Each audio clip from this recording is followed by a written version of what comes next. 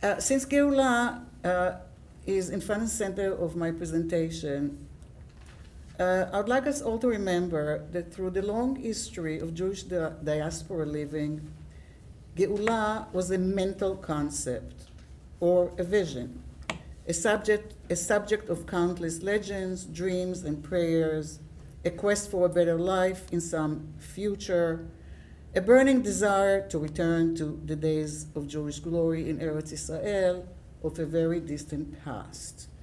Of course, it's many, many other things as well, but for our purpose, that's what we have to really think about. The fact is that Geulah remained essentially a phantasm, generation after generation after generation, until young Jews, burning with desire to act upon the visions of Zion and implement Zionist objectives, began to settle the land in the early 20th century. Only then, and due to the ideology, determination, and corporal commitment of people we can call chalutzim, the dream finally turned into reality. Eretz Israel began to flourish soon after they came and laid the foundation of a Jewish independent state that was established less than 50 years after the first of them arrived. And yet, a dark cloud hovered back then and is still hovering over the very people who made the Jewish dreams of Geulah a reality, their untraditional, perhaps even counter-traditional lifestyle. Why would the revival of a Jewish life in the Holy Land involve a revolution, a challenge to all ritual, custom, and traditions Jews held dear for 2,000 years? The question keeps me busy daily in my current investigation of the lives and poetry of the people of the second Aliyah, the first Chalutzim. My focus is specifically on their relation to Galut, and by that I mean Jewish diaspora as a civilization and a culture or a way of life, and on the pioneers' sometimes explicit, more often implicit reference to customary Jewish practices as a hindrance to prospects of what they perceived as Geulah Shlema, full recovery of a nation that would be blessed by their God. My work doesn't include prose work or major voices like Chaim Yosef Brenner or Shai Agnon, the two most prominent authors of the second Aliyah era. I'm here today because I believe that my vast experience, I'm also not an Agnon scholar. I'm here today because I believe that my vast experience with the inner world of the Chalutzim provides me with a unique perspective to shed light on the first story Agnon published in Eretz Israel, Agunot. I'm also pretty acquainted with this story and a few others by Agnon, for they are included in a course I offer at Stern College on Galut and Geulah in Agnon's short stories. To begin with, I agree with a widely held scholarly assessment that the tension between Galut and Geulah has been in the heart of the Jewish dilemma in the modern era, and the pivot around which much of Agnon's work evolved. To present this tension, I start my course with Agnon's story Maaser Ez, The Goat's Tale, much before I face the challenges of reading Agunot. It's a short tale Agnon published in 1925, so it falls within the realm of our Eretz Israel stories. 13 years after the publication of Agunot, and 1 year after his return to Eretz Israel from a 12-year sojourn in Europe. So let's go there just for a few short minutes. The Goat's Tale is a simple fable of a father somewhere in Galut who squanders the possibility of healing himself and joining inside in blessed Eretz Israel. The son took a huge risk and went on a frightening long journey to the unknown so as to pursue the source of a miraculous remedy his ailing father received in the form of a goat's milk. The goat kept disappearing from the yard and reappearing with her breast filled with the remedial milk. The son decided to follow the goat, and the journey brings him to Eretz Israel, which is, of course, the best cure to his father's otherwise incurable ailments. The story comes to a tragic end when the goat returns, but without the son. In his anguish, the father slaughters the goat and so deprives himself of his own remedy, and consequently will perish in Galut. But the son tells us, the omniscient narrator, has a good chance to live a very long, calm and peaceful life in the land of the living, quote unquote. Now, the reason the father will not be able to reach Eretz Israel and must suffer the rest of his life in the dreadful Galut is twofold. One has to do with observing Jewish law. Arriving in Eretz Israel on Erev Shabbat, the son was unable to make the journey back to fetch his father immediately. However, obeying a sacred law ended up in the father's demise. There's not much to say anymore about this. The other reason has to do with Jewish temperament and a typical or stereotypical bleak look. You know our oy vey, right? The son couldn't return immediately, but he did send the goat back to the father with a message tucked into her ear, thinking that the father will welcome her with caress. She will then shake her head with delight, and the note will fall out. But when the goat comes back alone, the old man instantly imagines the worst scenario, and there is an allusion to Yaakov, Tarov Turaf, Yosef. His son has been devoured by bad beasts, and so as to never be reminded of the pain, the guilt, the loss, the ghost must die. The old man reaction is inherently bleak, panicky, and rash, and he has no tool to ponder any concealed message of Geulah that comes his way. As a result, he ends up killing the messenger, and so by his own doing, robs himself of the opportunity to both heal and reunite with his son in Eretz Israel. The main question we have to ask is why? Why does Agnon put forth a tale that forever closes the path of the father to reach Eretz Israel and enjoy the parasitical land of the living his son discovered? There must be a reason Agnon decided to leave the old man behind to languish in the horrible Galut. And so the message of the story could be, and I think must be, that for the son to thrive in Eretz Israel, the old man with his old traits, old customs, old traditions and habits, in short, his illness, must stay behind. His illness is incurable. With this story in mind, we're going to turn now to Algunot. The first story Professor Hall just told us, the young Shmuel Yosef Chachkes back then wrote upon his arrival in Eretz Israel in 1908. Agunot is a far more enigmatic story. It contains many more characters and plots, and for sure continues to challenge literary scholars 100 plus years since it's been published. To me, the key question that hovers over the various plots of love and loss and of abandoned women as well as well-intended men who end up either punished or banished is, again, why? Why did the young author, upon arriving in Eretz Israel for the very first time during the heyday of the second Aliyah, makes his debut with a story that takes place in Eretz Israel, yet in Old Jerusalem, and not in the wastelands the pioneer harbored to conquer, as most writers back then did? Why would an author that settled not in Jerusalem, but in Yafo, the epicenter of progressive and mostly secular young Jewish immigrants, tell a story detached from major events of the time and from the many emotional and physical struggles the new settler faced? Why present instead an essentially old-fashioned fabulous tale of passionate love stories, all ended in heartbreak and loss? To me, the answer appears both obvious and simple. It was too early for Agnon to deal with issues the pioneers of the second Aliyah faced. Remember, he had just arrived. The issue did take a center stage in his work in a big way, and we just heard it in, for example, in Tmul Shilshom, but not much before the 1940s.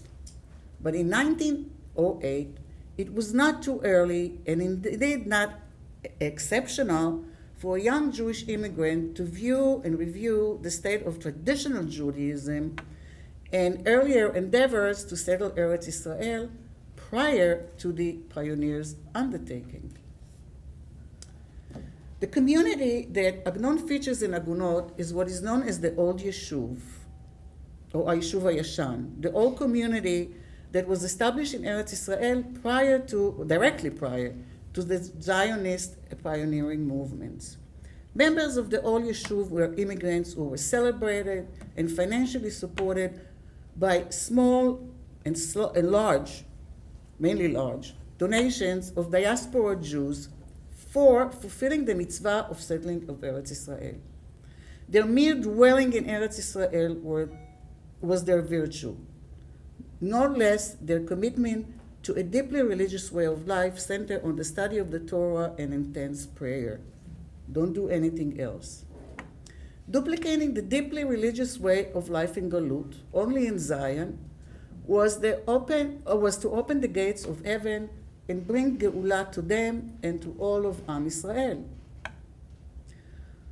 Agnon's criticism of this community and what it stands for is uncompromising. It is harsh and it is stinging.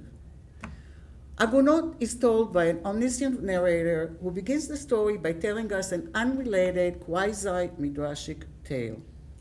Once he completes this tale, the narrator informs the reader directly and unequivocally that the lesson of this tale is the theme of the story to come.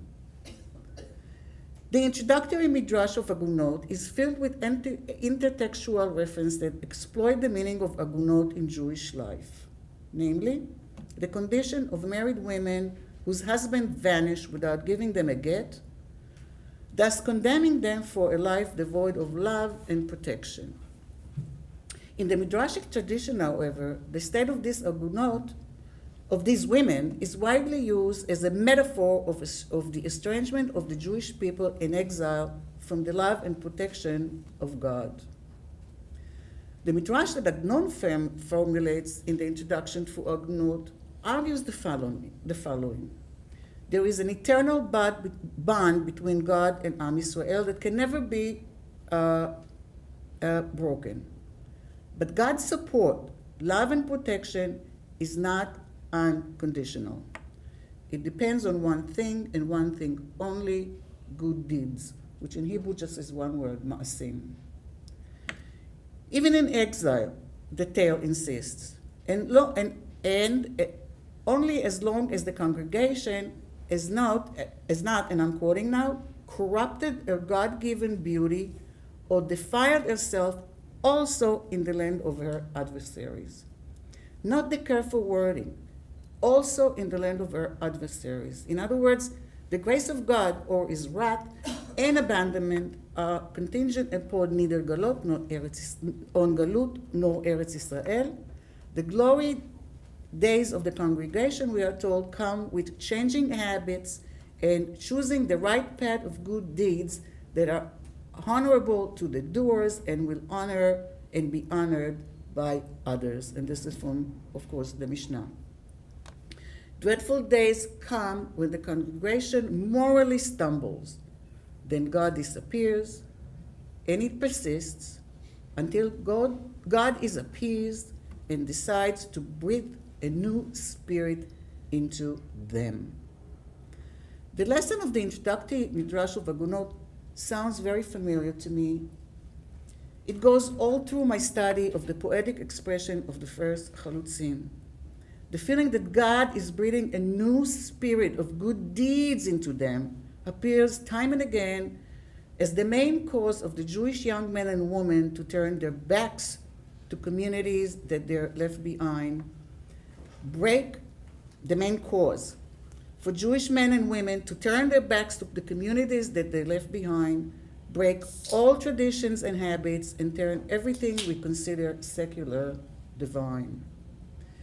And that is the message I believe Agnon encodes in Agunot too, through a stinging critical portrayal of the old Yeshuv encountered upon his arrival in Eretz Israel.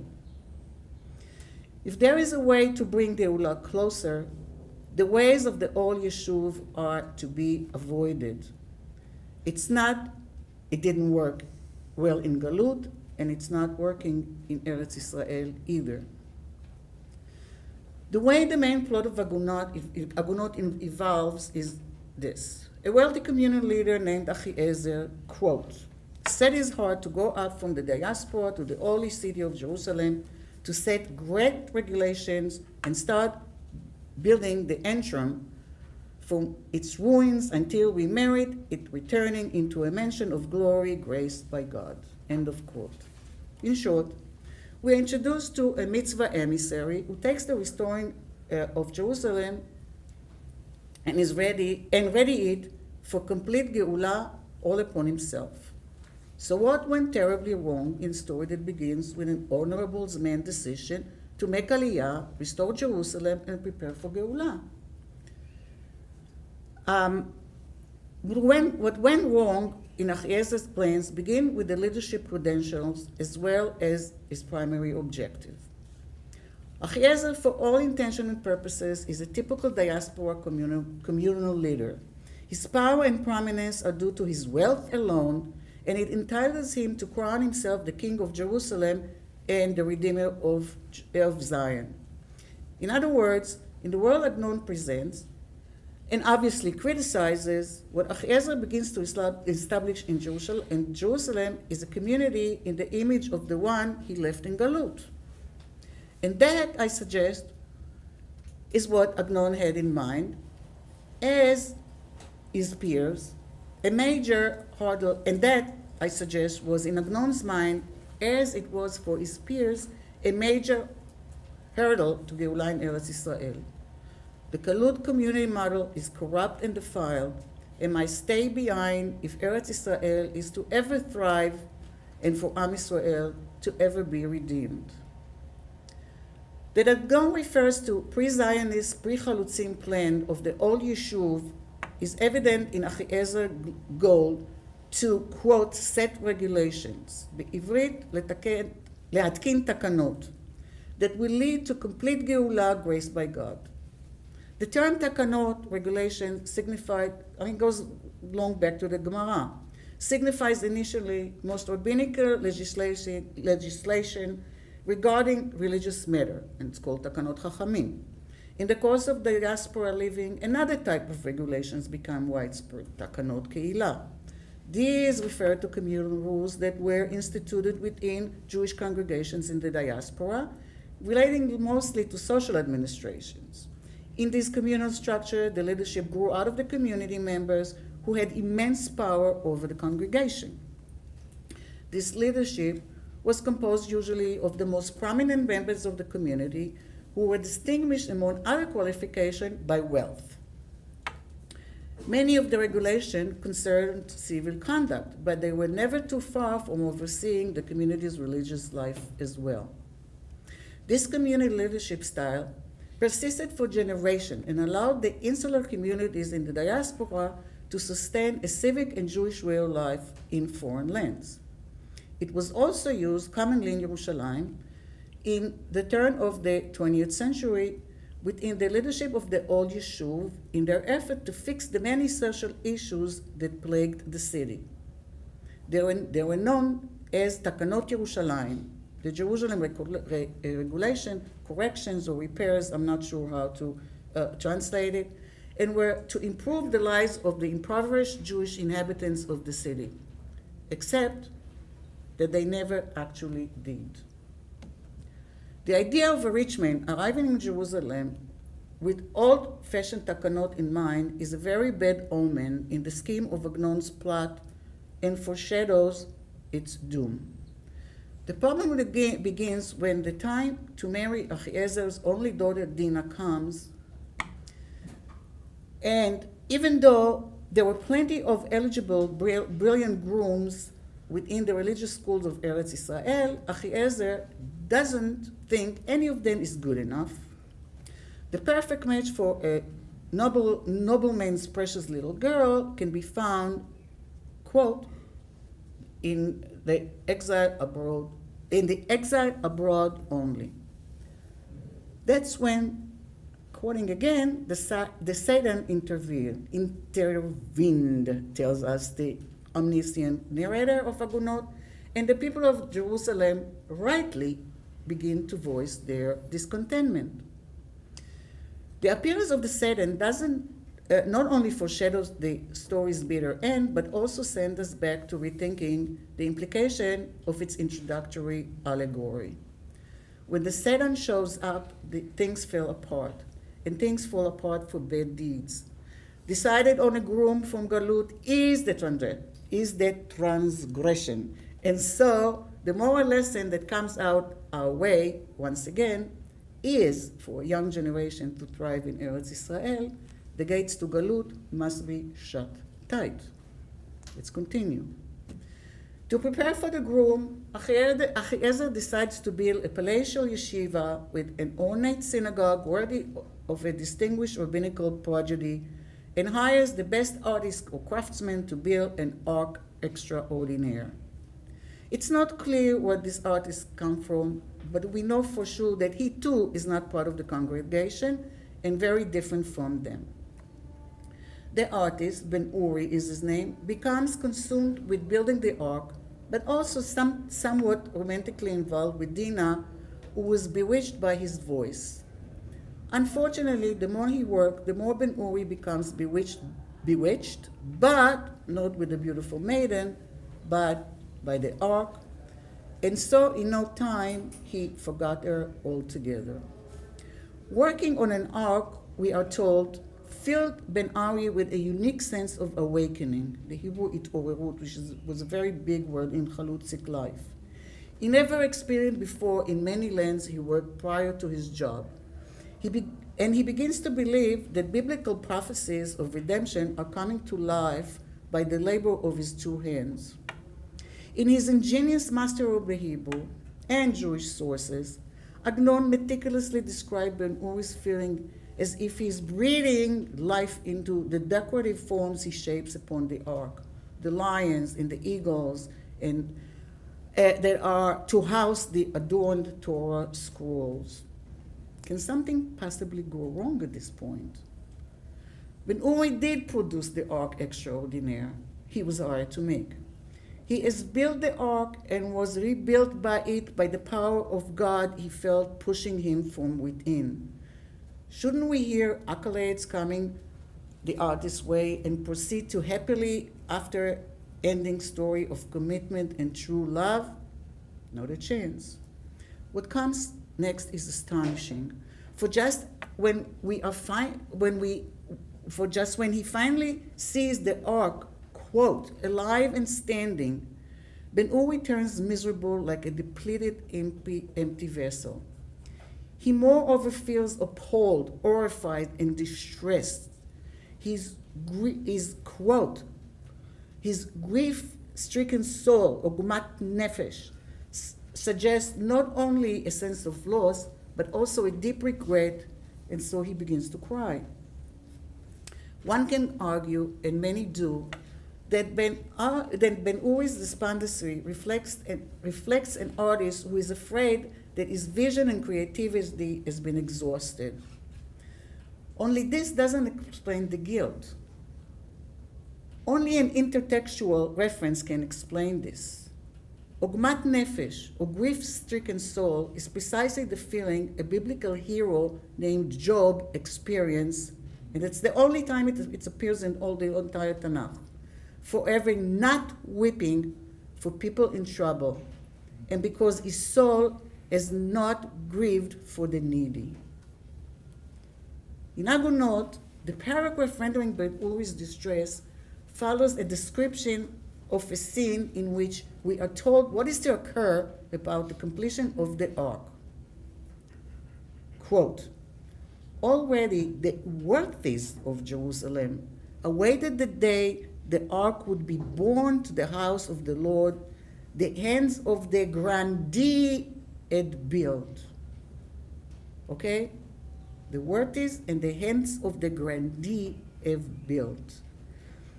The hands of the grandee are credited for the ark, not with the hands of Ben-Uri. So when the artist looks at the work of his hands in the very next paragraph, the sense of emptiness, estrangement, and self-loathing appears to signify a sober realization that his deed will not result in the return of the Shekhinah to grace Yerushalayim, for it was designed to further grace Achiezer and the cronies of Yerushalayim. At this point, Ben-Uri vanishes not only from the community, but from the omniscient narrative as well, gone. The cynical position Agnon takes here, and all through the story, is unquestionably against the establishment of the Ol Yeshuv. It targets the establishment that led the first movements of settlers to Eretz Israel, and their unwavering claim that power, money, and influence streaming from abroad will, in Agnon's word, in Agunot, establish the Henshum that will build Zion from its ruin and until will merit it returning into a mansion of glory graced by God. This position was not Agnon's alone, and was most forcefully and for sure most directly argued by his friend and foe, Chaim Yosef Brenner, as well as many other less prominent figures of the time that I study.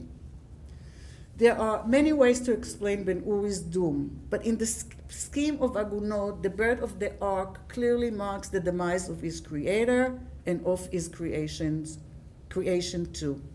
The destructive Satan reappears when Ben-Uri disappears. When Dinah ceases to hear Ben-Uri's voice and is unable to find him, the Satan comes and puts jealousy in her heart.